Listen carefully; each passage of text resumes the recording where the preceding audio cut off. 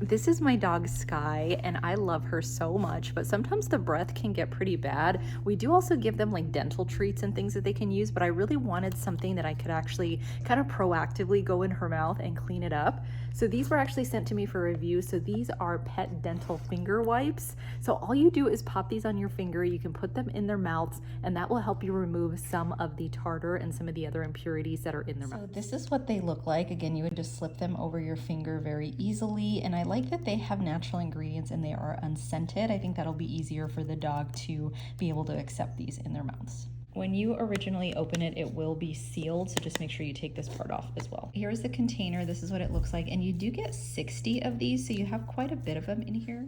So here I am demonstrating the finger wipes on Sky. You can see that I'm putting them in her mouth, and it's actually working pretty well. She's being a very good sport about it, but just cleaning some of the teeth and cleaning the gum area to make sure if there's any tartar or any impurities, we're cleaning that off. Again, she's allowing me to do so.